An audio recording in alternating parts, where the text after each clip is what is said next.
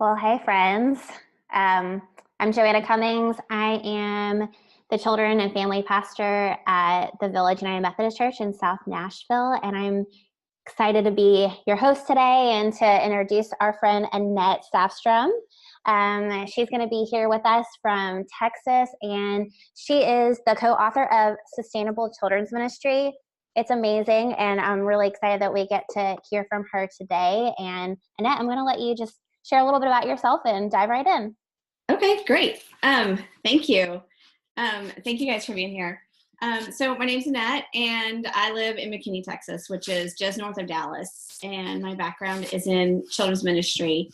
I grew up in a really great children's ministry where I learned how to connect to the Lord at a really young age. And I had teachers that I could go to, and my parents loved that because they knew that they were going to kind of support the morality that I was being raised with at home.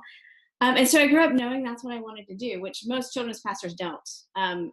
Most of us kind of fall into children's ministry, or we were the best volunteer when the last children's pastor quit, and they asked us to take over until we find someone, and then 10 years later we are the someone, right? So I've worked in lots of different churches and lots of different sizes and scenarios, and healthy churches and unhealthy churches, and found myself in a church plant several years ago, and the church had hired these marketing consultants to come in and do kind of a secret shop. Do you know what that is? It's like where they secret shop, like it happens in stores all the time. They'll come in and just evaluate everything. They'll act like a customer, but they're actually evaluating everything that's happening. And so this happened at our church. These marketing consultants came in, and they came in as a family, but they were evaluating everything like a newcomer would. And so this was kind of a newer church. And we had been working on setting up systems and processes and things that would make sense instead of having life-size characters and indoor slides and all the things that all these suburban churches around me had. And so I got the review from these consultants, and it was terrible.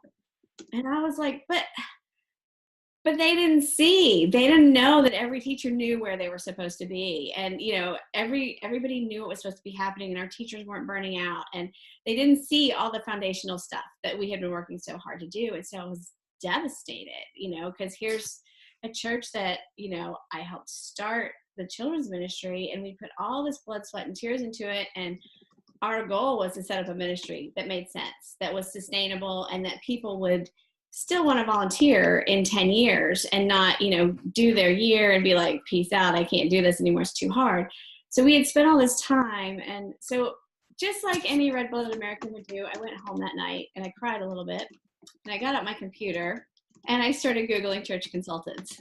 And I saw all these old white men, and I was like, what is a church consultant? Anyway, so I was a little angry, and I came across this page, and at the time, they're called Youth Ministry Architects. And I saw these cool youth pastors, and I was like, what is this? So I saw a book on the website, and I was like, okay, so I downloaded this book called Sustainable Youth Ministry, and I read the whole thing. I think in 2 days, I read the whole thing, and I cried through it all. And if you've read it, you would think that was quite silly that I would cry through it, because it's a book all about systematizing your ministry. But it was all the things that I have been trying to do, and nobody was listening to me. So fast forward a little bit, I thought, these are some people I really could work with and get to know. And so fast forward about 6 months to a year, and Youth Ministry Architect was adding some children's ministry consulting, and I ended up on the team.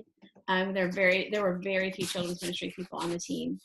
And so last January, not 2019, but 2018, Mark DeVries and Mark, who wrote Sustainable Youth Ministry, he asked me to help with Sustainable Children's Ministry. We released that last January, 2018. And so it was if you read the book, it sounds like I wrote the whole thing by myself, because it's all in my voice, but it's as much Mark as it is me. And he really had the words and the concepts for the systems that we were putting into children's ministries, and I had the stories. And so we kind of combined those and put it together into that. And so what we're going to talk about today is just touch on a few of those systems that will just make things go a little bit easier for you. Annette. The first thing I want to talk about, though, is why we need some systems in our ministry, and what do we mean by systems? And I like to think of it like, let me back up. I get to go into churches a lot and kind of help them set up their own systems, things that are going to work for them and make things easier. The thing is that ministry is so passion driven. And if you're in children's ministry, odds are your pastor has no idea what it is you do and what's required for. I see smiling and I love that. It's so true, isn't it? What's required to do the job that we're doing. So, it's almost like we can do it however we want to, as long as we make it work, it's fine. And if no one's complaining, then we're going to be, the pastor's probably not going to interact with us too much or ask too many questions if no one's complaining, right? And so we get to go into these churches where children's pastors are overwhelmed, tired, burnout, ready to quit, and start helping them set up the systems that they need. Here's how I look at it. We're all different in how we run our ministries and the things that we are good at and the things that we struggle with. By nature, I'm not the most organized person you've ever met, but to survive, I have to be, right? So just having someone help me figure out, okay, where are the places that I need to set up some systems to get these things done? And you probably already know the places that you struggle, or the parts of your ministry that feel like the biggest burden to you, because we don't love it all, right? We love the kids and we love Jesus, but we may not love turning in attendance reports or budgets, or, or maybe you do love that. Maybe you don't love recruiting volunteers, but we all have the things we don't love. So I'm going to challenge you. The things that you don't love are probably the places where you want to start putting a system in place. We're going to talk about several today. But I want to give you a little analogy. If you think, well, I've got this, I don't really need a system for that. Thanks, Annette. I look at it. Have you ever watched an episode of Hoarders? Don't lie. I know you were curious and you watched it. But if you think, I think about that picture of a hoarder's apartment or a house where it's like full from one end to the other. And so you can't get from one end to the other without some serious work. And so my analogy is sometimes we do that in our ministries, and there's not a lot of room for the Holy Spirit to work, because we are running from one thing to the next. As soon as we finish one event, we're into the planning of the next. As soon as we finish Sunday, we're on to what's happening Wednesday or what's happening Monday afternoon. And there's not margin for the Holy Spirit to work. And so what these systems will do is they'll help you to clean out some of that junk in the middle between the front door and the back door, if I can use that as an analogy. So while the things I'm talking about may feel really tactical and they may feel really technical, they also are spiritual, even though they don't feel like it, because then when you have a little bit of margin, then there's room for the Holy Spirit to lead us. Does that make sense? What thoughts do you guys have? Anybody have thoughts you want to share about systems or hoarding or? Okay.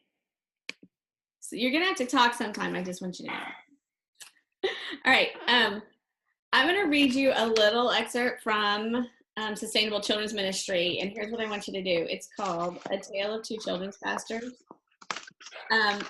And as you're listening, I want you to think about what systems you're hearing about in the story. And I know it's kind of funny and cheesy and all that, but it gives some examples of good systems to use, and it's short. Meet Amy. She loves Jesus and she loves kids. She's been leading a children's ministry at her own church for over 7 years, running at full speed ever since she can remember. Her motto is, if you want something done right, you have to do it yourself. Often referred to as the Energizer Bunny, Amy does whatever is required to get the job done. She remembers each volunteer's name and the names of their children after just one meeting. The church marvels at how much she has stored away in that ultra-quick, thrilled to the gills brain of hers. Today, Amy is putting out the latest children's ministry fire. This week, she's dealing with volunteer and equipment issues. Volunteers are consistently inconsistent. For the last 3 weeks, one of the third grade Sunday school teachers has been MIA without having given any notice. Amy spends most of her time dealing quite efficiently with some level of crisis. While Amy hopes the teacher is all right, her real concern is for how she's going to replace the teacher for Sunday. At the same time, rumor has it that the kindergarten teachers have gone off the curriculum rails or teaching whatever comes to mind. Has that ever happened to you? In the preschool class, the video projector hasn't been working for a couple of weeks. Amy just found out about the projector this morning when a curt text arrived from a frustrated volunteer asking why the children's ministry can't get their act together with one simple projector. Amy is thinking to herself, how in the world can I fix a problem if I don't even know about it? Amy rarely slows down long enough to take care of herself. Who's got time, she argues, or to tend to the multiple piles of paper on her desk. Her dream is that one day programs will run smoothly, volunteers will be responsible, she will get to enjoy a quiet Saturday night with her family and get to bed before midnight. Now I want you to meet Katie. For the past 5.5 years, Katie has led a children's ministry across town from Amy. Here's where you're listening for the systems, okay? She's been hoping to meet Amy for lunch, but every time they had something on the calendar, Amy canceled at the last minute with a frantic apology and a promise to make it up to Katie. This week, Katie is planning the details for her volunteer training event for the next quarter. Specifically, she's working on creative ways of honoring her preschool volunteer coordinator as Volunteer of the Year. Her ministry isn't without its challenges, of course. Every Sunday, a regular volunteer gets sick or calls in with an unforeseen emergency. When it happens, Katie smiles and says, "That's what substitutes are for." Katie's husband marvels at how consistently she's able to do her job with so many curveballs thrown at her and still come home with a smile on her face. Every Tuesday, Katie does a walkthrough of each of her Sunday school classrooms, gathering individual incident report forms, classroom needs forms, and lesson feedback reports. She then heads to the kitchen, pours a cup of coffee, and settles into her office, enjoying her coffee as she reads through Sunday's paperwork and crafts her to-do list for the rest of the week. In addition to planning her volunteer event, today, Katie will make some recruiting calls, parent calls, and ask her supplies coordinator to order craft supplies for the next quarter. Before Katie leaves for the day, she will complete a maintenance request to check the projector light bulbs in the preschool classrooms. At 4:45, Katie will head out the door to watch her son play baseball. So all those examples probably came from some experience of the broken projector, not knowing what was going wrong with kindergarten class. So I would love to hear from anybody. What do you hear as far as systems? What systems did Katie have?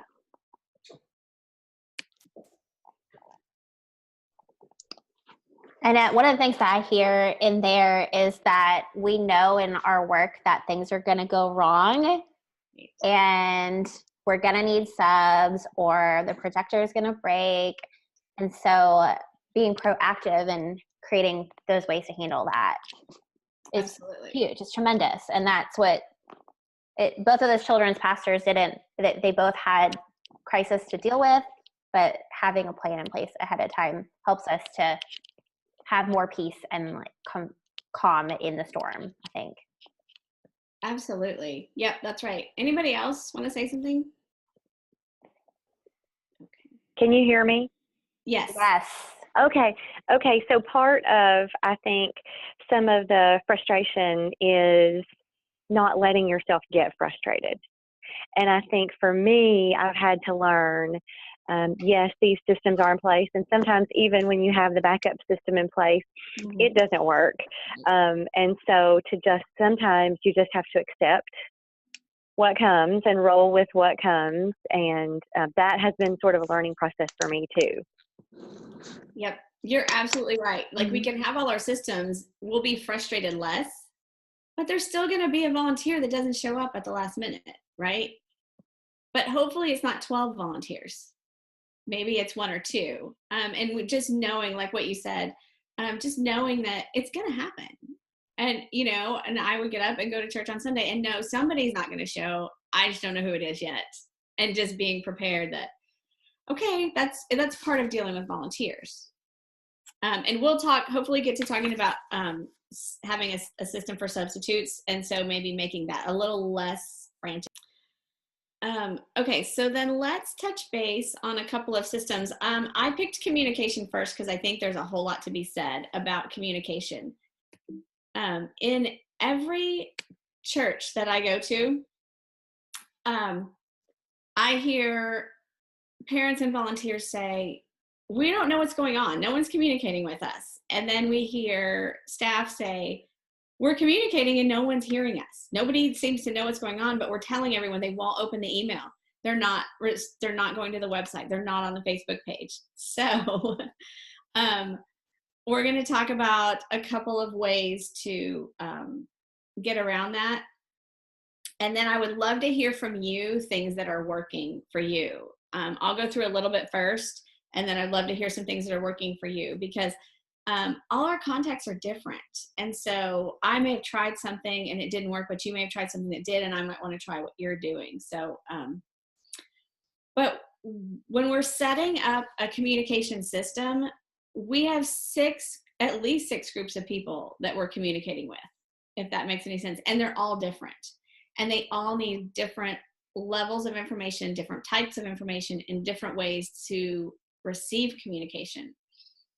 We are so inundated with information that just sending an email is like white noise, right? So what I am hearing is people need to receive information like 7 or 8 different ways. So I know that's a lot, and that's a lot on us, but I think what we can do is we can kind of streamline for each group, like what's the best way to communicate with these people? And it may be different for all of you. But here are the people that I think are the 6 most important we're going to communicate with. First of all is parents. Parents need to know when things are happening, why they're happening, what they're missing if their kids aren't there. One thing that I see churches do, and I think it's good, is they'll send something to parents after Sunday and say, here's what we learned, which I think is great. But what if we did that before Sunday and we said, here's what we're going to do this Sunday? And parents would be like, oh, that's what we're going to miss when we decide to drink coffee for 2 hours instead of get up and go to church. Our kids are going to miss this. So that's one little thing you can think of for parents. And then parents need to know about events, it'd be lovely for them to know who their teachers are. What are other things that you guys communicate to your parents? Or if you don't, what things do you think they need to know or they want to know? Or what are you trying to communicate to them that they're not getting? One of the things that we have, can you hear me? Yeah. One of the things that we have done in multiple different ways is just that like family talk points from a Sunday. And Yeah. how do we get that from Sunday morning to the car or home or to the lunch table? And so, we've tried that on email, we've tried that on app, we've tried that on paper, and I'm not sure what the best communication tool is for that. Or maybe it's all of them. Yeah, and that's tricky too. Does anybody have some good advice for that? Are you doing something that's getting families to talk? I would say no. And in fact, we've had to stop purchasing the extra sheets that go home to families because they would leave them or they wouldn't take them or they'd just go straight into the trash. So we try to do a Monday email, every Monday newsletter where we talk about what you're saying, kind of what they'll learn, what they'll miss, events. Yeah. And then we actually have Sunday school teaching teams.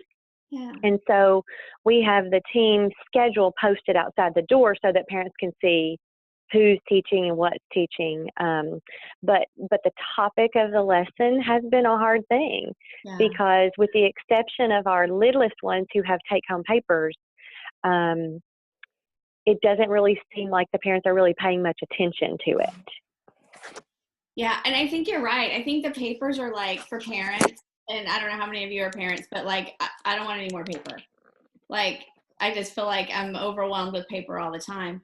But what if you incented the kids to bring up that conversation and found a way to like maybe reward kids for having a conversation with their parents and talking about it? I think parents are so busy. They're not really looking for more things to do.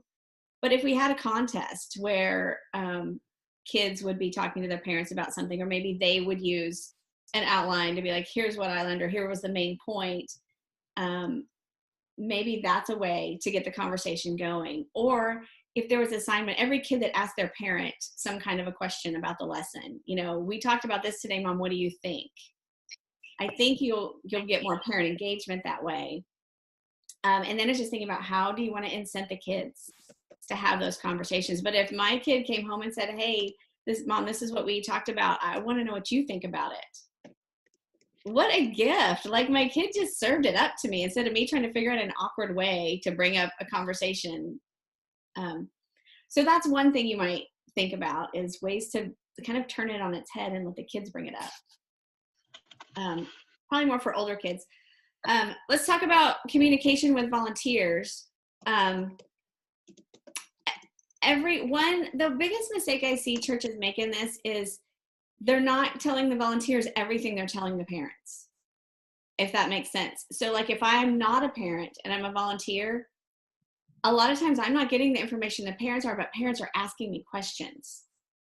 So everything that goes to a parent should go to all your volunteers, so that they don't ever feel like they look silly because they don't know what's going on. So even if it's about a lock-in that they're not going to be at, they should at least have received the information. And I think it's good to let them know, hey, we're going to start telling you everything we're telling parents, just so you're aware and so you feel like you know what's happening. And then there are things that church leadership needs to know about what you're doing. If you are the one communicating with either your elders or your board or your leadership organizations, then you're controlling the conversation. If you're not doing that, they're only going to hear when people are complaining. So do you hear what I'm saying? Like, go ahead and put together a monthly little email. And like, here's what's happening in children's ministry, even if no one's asking for it. And I would just say church staff might be part of this too. Let people hear the success stories, because then when they hear the complaints, it's not the only thing they've ever heard about children's ministry. If the only thing they've ever heard about children's ministry is the volunteers weren't friendly one day, then they're going to think that's happening all the time. But if they've had a few weeks of hearing, hey, the Easter egg hunt was great, hey, we did this, hey, kids are learning about Jesus, parents are happy, then they can drop that one little complaint inside all those good things that you've already been saying. And it feels awkward to us because it feels like we're tooting our own horn. Oh my gosh, my dog. It feels like we're tooting our own horn, but no one else is going to say those things. You know what I'm saying? Nobody else is going to say, hey, these are the good things that happened. It's on us to say, hey, we had a great Easter egg hunt, or hey, the fall event was great, or we have 18 new babies this year, or, you know, all those things. Nobody's going to say it if you're not saying it.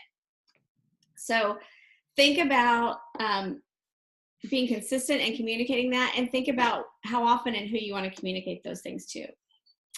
The next group is the congregation. The whole congregation should be hearing something about children's ministry.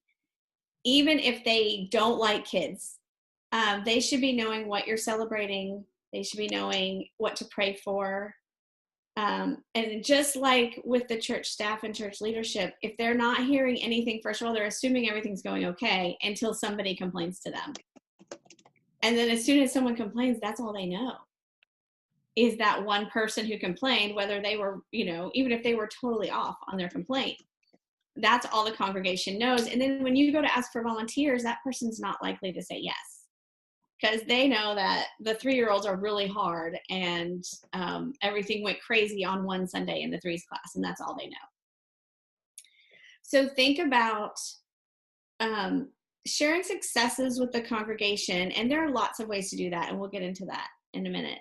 And then the last group is the community, because we all have some component of outreach to our community. In one way or another, we want our surrounding community to know who we are.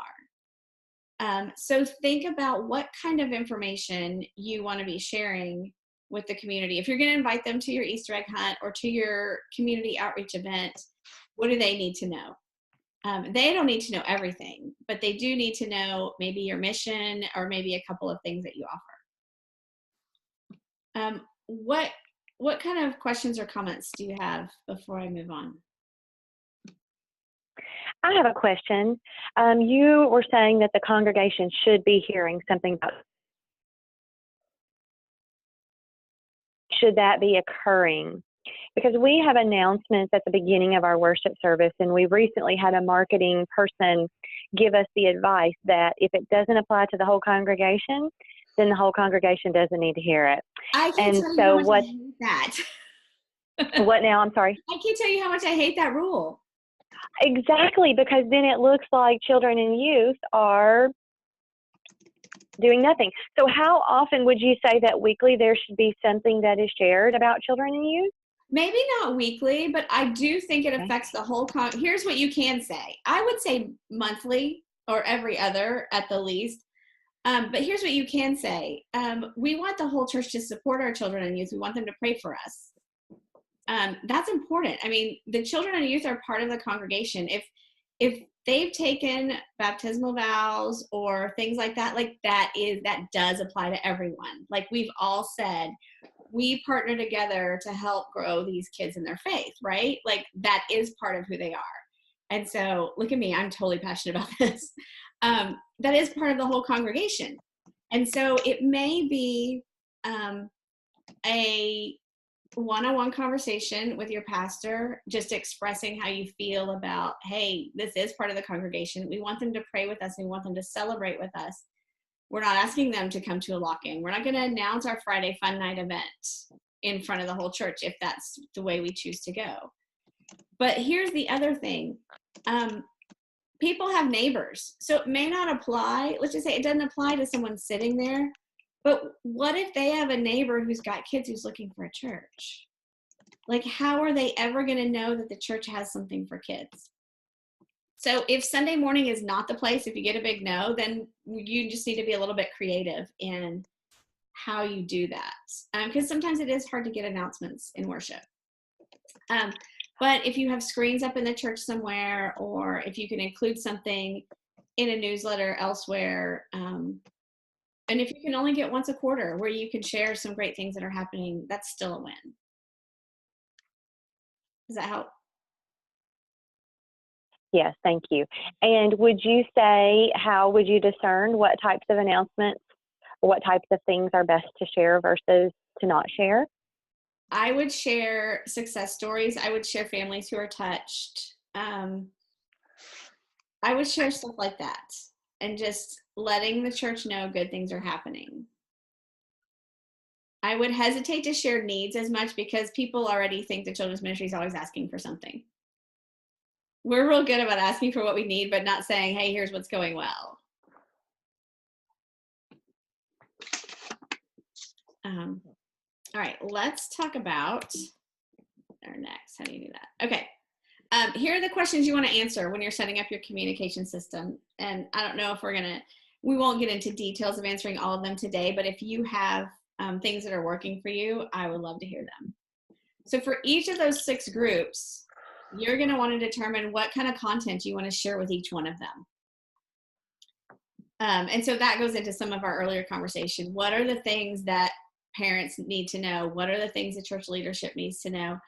I would say put together a little grid and have 6 columns down one side and 3 rows across the top, and say, okay, here's parents, here's what they need to know, here's the content, here's the method, here's how we're going to reach the parents. And you're going to need several ways, because if you just choose to use Facebook, there are people that don't use Facebook. If you just choose to use email, if you use too many words, I'm not going to read it.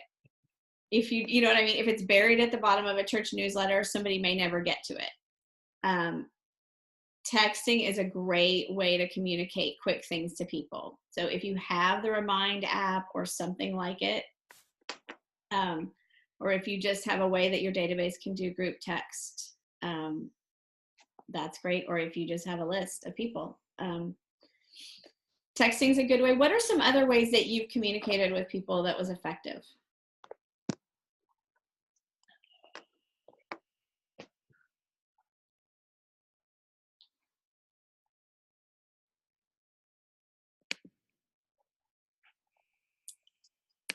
Has anybody tried texting with parents? Yes, and in fact, I would say that of everything that you named, texting is the most effective. So I like your advice about maybe trying to find some type of a database for group text.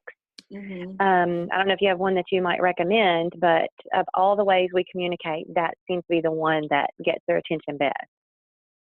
I think that's what I've seen too. And I think whatever database you're using, you should check into it and see if it has a texting feature. A lot of them do. What else? Has anyone else had success with other ways of communicating with parents? We have a kid's Instagram account, and it's probably not as effective as a text, but it's another great way to put just reminders, or that's where I'll post this is what we're doing this Sunday, and then a parent can show that to their kid and they can get excited about it and want to, come be a part of it, or just updates from, I always try to post something from what we did that Sunday, so they get to see what they missed, or they get to see their kid's face. You have to be careful about that with social media and your parents and safety. But I think as long as you have like a good plan in place, that's a really, really fun way. A lot of my parents are on Instagram. Right. Yeah, I think that's good. It's a good way to expose people to stuff too. Yeah, what's happening, what happened. And it really does take more than just one method. I mean, they'll see it on Instagram, but if they get a text too, and then it, shows up on like if you have rotating announcements on the screen or something, then, but we're all kind of that way, don't you think? Like we see stuff and it takes us like several times before we're like, yeah, I'm going to click that link now, right? Mm-hmm. It showed up 18 times and now I think I'm going to click it. So just trying to figure out ways, but I think texting is a really good way. And then Instagram's a good way to expose people to things that are happening. Any other things that you feel like are working well for you?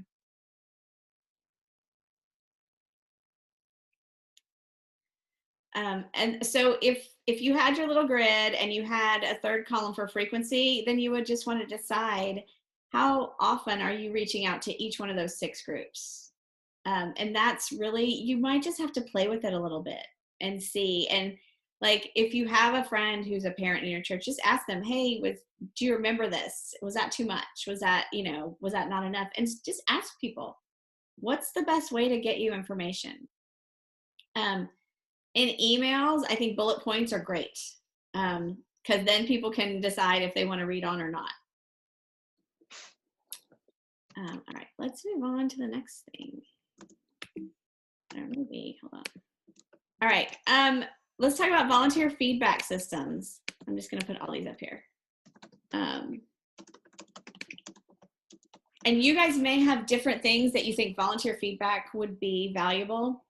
But what I have seen is that we are so busy getting to the next thing that we might never know that craft that we had was a disaster. And our volunteers are so nice, they're not going to tell us.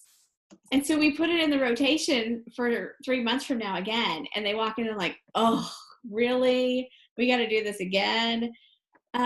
So ask for feedback. Even if it's just a quick little, if you have a little form, you can actually include probably all of these things except for the incident reports on some type of a form. Just asking, what worked? What'd you like? What struggles did you have? Was there any equipment that wasn't working? How'd you feel about the lesson? I mean, just 3 or 4 questions and you'll know, rather than showing up for the 3rd week in a row when your DVD player isn't working or the projector light bulb has been out for a month and nobody told you. Has that ever happened to anyone but me? All right. Well, it's so frustrating, especially if your preschool lesson is dependent on the video and no one told you the projector bulb was out. So, and then incident reports, do you guys all use those? And do your people know like when we need that and when we don't? Any questions or thoughts about these 4 things for getting feedback? Does it sound overwhelming? Or does it sound like I wish I'd been doing that, or are you already doing that?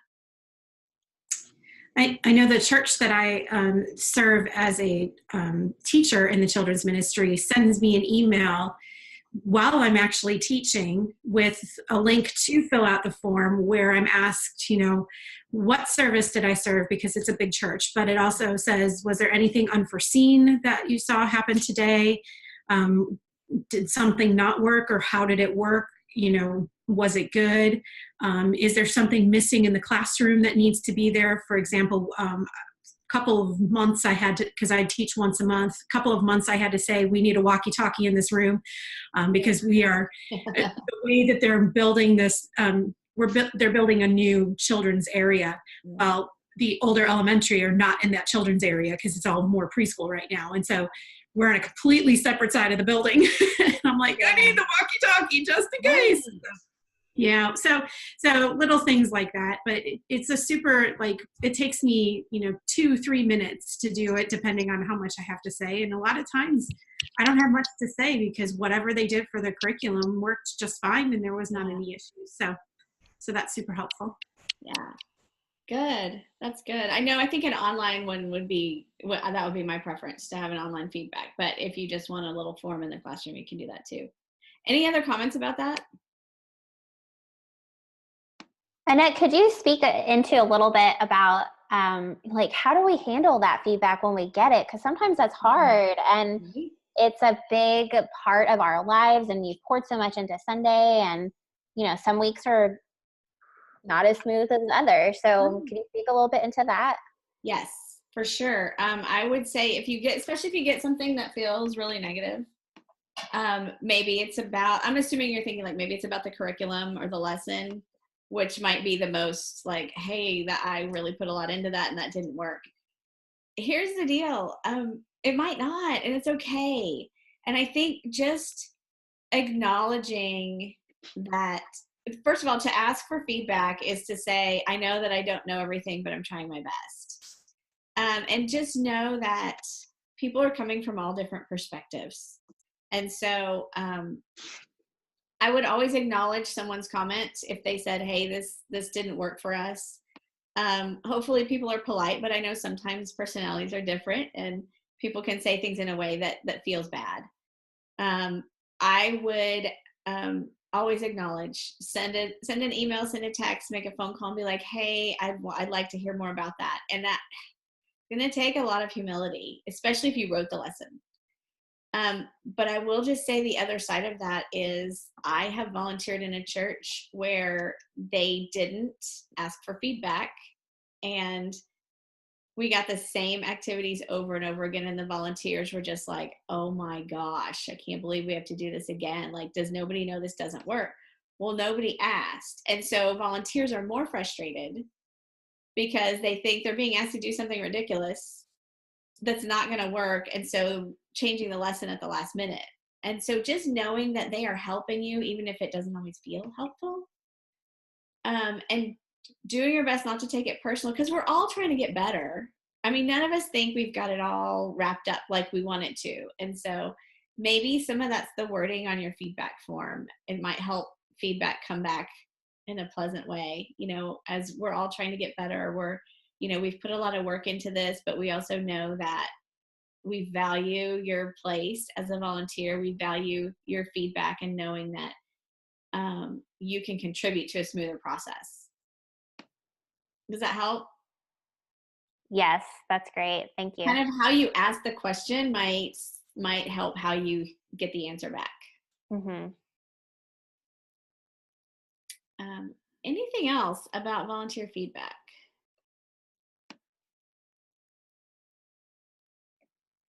Okay, I'm going to go to volunteer substitutes. Everybody has a different way of doing this. I know when I first got into ministry, my way of doing this was standing in the hallway and grabbing people and begging. That is a system, not the best, but I did it, and sometimes it worked, and sometimes people wouldn't ever look me in the eye.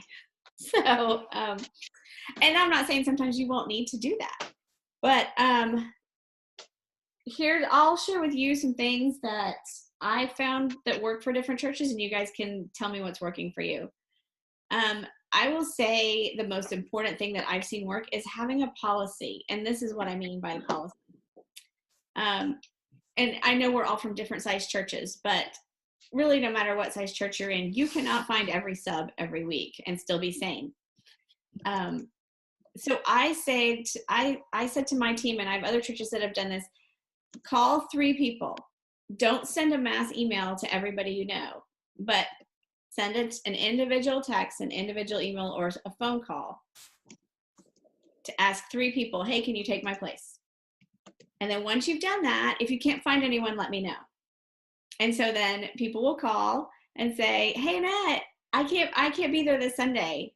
I need a sub. And I'll say, who did you call? Well, I didn't call anybody. Isn't that your job?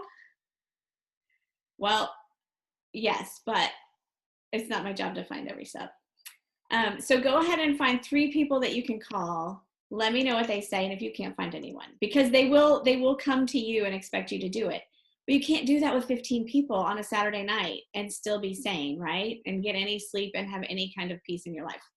So it does work, but you have to be the bad guy a little bit with a smile on your face, and just say, who did you call? Here's another little tip. It's not part of my my PowerPoint, but when people say, oh, I'm sorry I didn't show up, I forgot I was going out of town, blah, blah, blah. Do not say that's fine. It's not fine that you didn't show up and didn't tell me. I can be nice, I can be gracious and say, I totally understand things come up that really put us in a bind, which is gracious and not condescending. But it says that really put us in a bind. Here's what would be helpful next time. And it's hard to do. And it's words you're going to have to force out of your mouth. But what it says to people is, this ministry is important. And it's okay if you're not going to be there. Just let me know. Okay, so you have a policy for how people will find subs. And then how are they going to communicate that? Because here's where the breakdown can happen. Maybe I'm volunteering for you and I'm going out of town and I found a sub, but I didn't tell you. And so I got the lesson in my email, but the sub didn't get it. So the sub shows up all bright and shiny, ready to go, but they have no idea what's going on, right? So once I find a sub, I need to tell you, hey, here's my sub. They probably need a lesson. Or here's a sub, I forwarded the lesson to them. So make sure your people know that's how that works. And then I would either have a list of subs, potential subs, people who maybe they used to volunteer and they don't anymore. And whenever someone I like quits, I would say, hey, I totally get it. Everyone needs a break. You're so good at this. Would you be willing to be on our sub list? Because sometimes people just can't show up. And then and of course they're going to say yes, right? Who says no to that? Jerks. So hopefully they're going to say yes. And then you put them on a sub list because they already know what they're doing. Now, if they were your worst volunteer ever, don't put them on a sub list because we don't want them there. Or you can use your team rosters. If you have teams who are serving together or rotations, then you can just say, okay, all the 2nd grade volunteers go on one list. And so, if you can't show up, call your 3 favorites. And then come back to me and tell me who's going to sub for you or that you couldn't find someone. Because odds are if they called 3 people, someone will switch with them. And if they didn't, then we can take those few people and find subs for them. So what thoughts or questions does that bring up?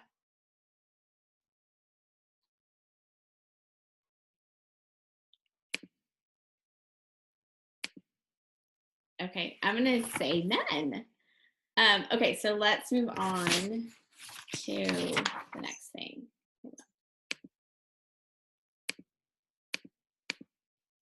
Okay, all right. I will talk about calendars for a minute. Is that on my book? Here's the thing about calendars is parents plan their life around the school calendar, right? And so if we give them our fall calendar September 1st, do you know what they've already done? They've already planned their fall break. They've already planned their Christmas break. And if we really wanted them to be there for something, they've probably already planned. They've already got their sports calendars. I don't know about your school district, but I've already got my 2019-2020 school calendar. And probably by June, I will have sports calendars for the fall. So if what we're doing is as important as we say it is, and we want parents to be part of it, then we need to be up there right with the school district and saying, okay, this is when our fall event is. This is when we're doing blessing of the backpacks. Anything that we want parents to volunteer for, they need to plan ahead. So I would say right now is the time to start working on your fall calendar. And you may not, here's the thing, you may not know the exact date. Here's what we get in children's ministry. Well, the rest of the church hasn't planned anything yet. And so how can I pick a date for my event? Because the rest of the church has not planned anything. And so they're going to plan their stuff over mine. I totally get it. And that is kind of a catch-22. But what I would suggest is go ahead and pick your favorite date, run it by all the people that need to sign off on it, and just hope that it's going to stick. And start communicating. Here's the date of our fall festival. Because you're going to need lots of volunteers. And so people can set aside that weekend and know, okay, I'm not going to do the thing at school. I'm going to do the church thing that day because I really want to be there. Things will change, and that's okay. But most things won't, as long as you've done your due diligence and have gone to everyone and said, these are my dates for this. Can I go ahead and get it on the master church calendar? Does that make sense? Okay. And then when things change, you just have to over communicate, because if you've already communicated, you've already promoted, most likely you're going to stick if it's already been promoted. Some things you can put on your calendar as, let's say your fall festival might be the second or third weekend you don't know yet in October. You can just say on your calendar, I'm picturing your calendar being like a one sheet with events. So it might start with, fall Sunday school begins, and then we're going to have a parent meeting about that. And then, so maybe there are 5 or 6 things on your fall calendar with dates. It's not every Sunday, every lesson, everything, because everybody doesn't need to know that, right?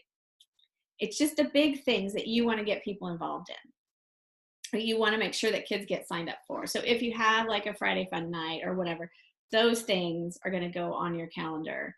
And then you can send that out to parents like sometime in the spring, like here's what's coming in the summer and fall, but then do it again in the fall. Does that make sense? Do you guys have questions about all that? Okay. All right. Let's talk a little bit about volunteer equipping. So I'm just going to get this whole thing. Oh, go back. No, how do we go back? No, we're still going forwards. Okay. Let's see. Is it that arrow in the corner? Yes. Yeah, right here. Okay, here we go. Thank you. Mm-hmm. Can we edit that out where I look like I don't know what I'm doing? Volunteer equipping. So every church that I go into, here's what I hear. The staff says, we don't do training anymore because nobody comes. And the volunteers say, nobody's training us. And they're both right. And so what do we do? Like, we know, like, you guys know your volunteers need training. Like, we don't want to throw them in a classroom and not give them what they need, right? But then we're like, well, people are busy. So how do we get them to a training? So here's what I would say. We got to kind of think outside the box. There are lots of ways to train volunteers that don't involve a meeting. And I would prefer you don't call it a meeting because nobody wants to go to a meeting, right? Do you want to go to a meeting? No. You can have a dessert night with your volunteers. Anytime you are with your volunteers, you're going to be training them. You're going to be doing something. So what I would suggest is come up with an overall plan. Like, here are the ways we're going to train our volunteers throughout the year. Some people do huddles before Sunday morning, and you can get out a couple of little nuggets of training there. You probably want to do one big kickoff meeting with your volunteers. And if you don't call it a meeting, you call it something else, then that sounds a little more appealing. Make it fun.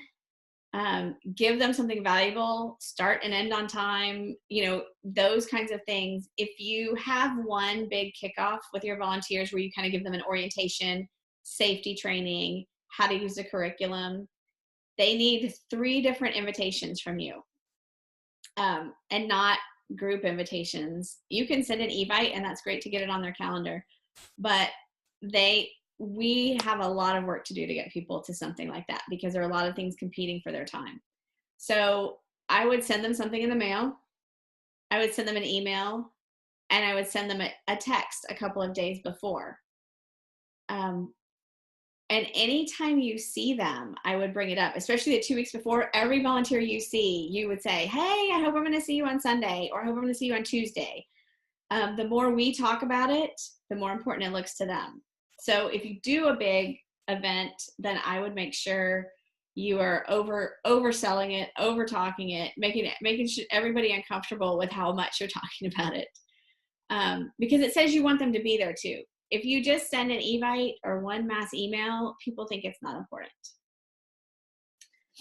And so think about that, and think about ways of training people. I know one children's pastor who would just do a 3-minute video every week. He would have a list of things he wanted to cover with his team, a 3-minute video every week. I think he did it while he was driving his car, so I don't recommend that at all.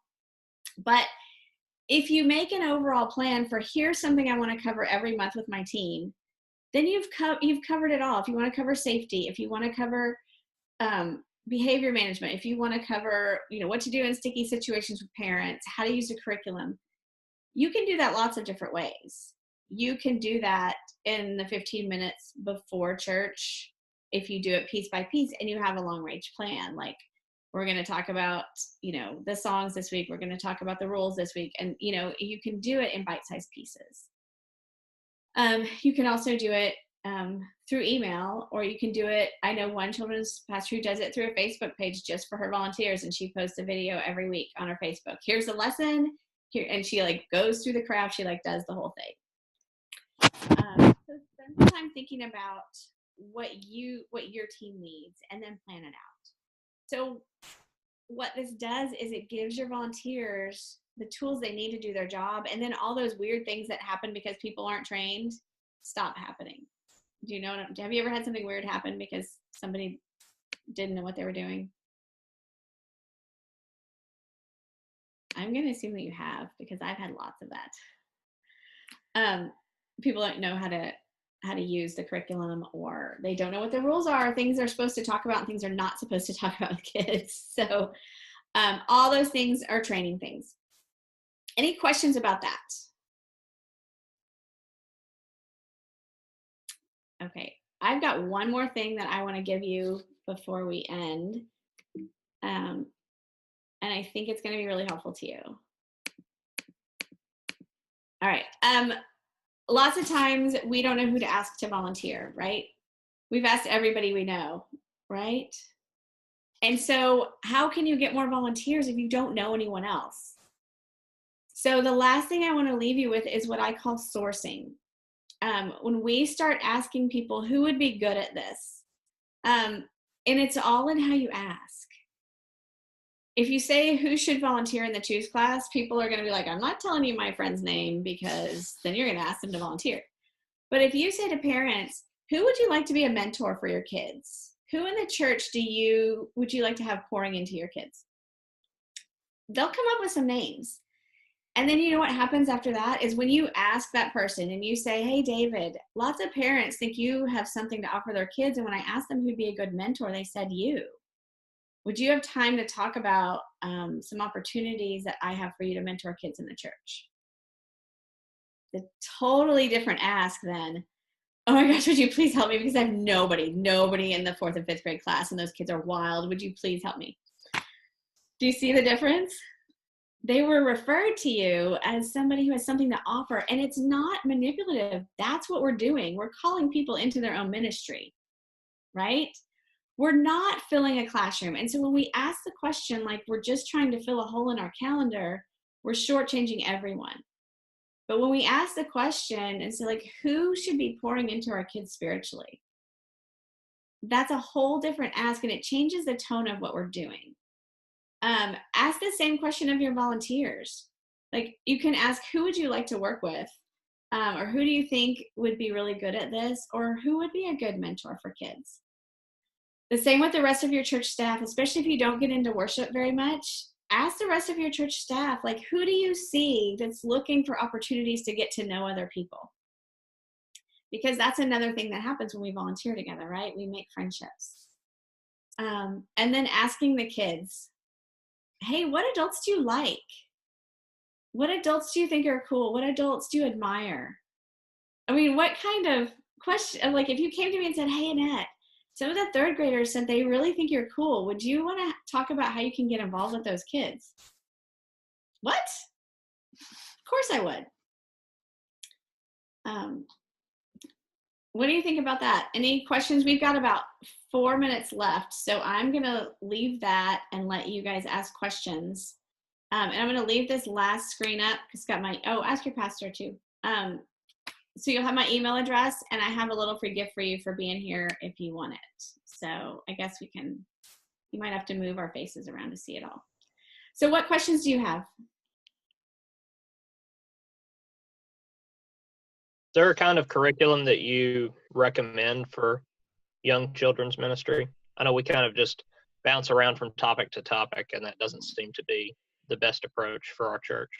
Yeah, I recommend finding something that fits your church and sticking with it, if that helps. Every church is so different that I can't say, this one's the best for you, but I do think if you stick with it, you'll cover everything instead of, we did this over here and this over here. It's a whole, I think long-term planning is much better. So I would find something and stick with it for a couple years. Okay.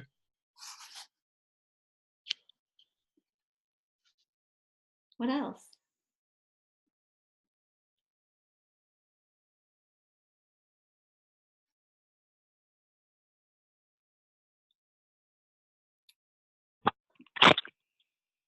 Well, you've got my email address on the screen. And then if you are interested in having a free coaching session, you can go onto this website and fill out a little survey about your ministry, and you'll get a free 30-minute phone call with someone to kind of walk you through questions about ministry. So it'll probably be me.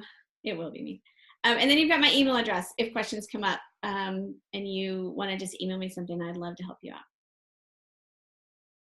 Awesome. Thank you, Annette. Thanks for being with us today and for sharing all of your experience and so many tidbits of wisdom so that we can all empower our leaders and our parents and empower kids with the spirit and guide our churches in really, really healthy ways. So thanks for sharing with us. All right. Thank you for having me. It was great. Yeah. All right, you all, I think there's some more webinars coming up, so just stay tuned to the Facebook page for Next Gen Ministries and sign up for the next ones as they come up. We'll be posting them. Okay, have a great day. Bye.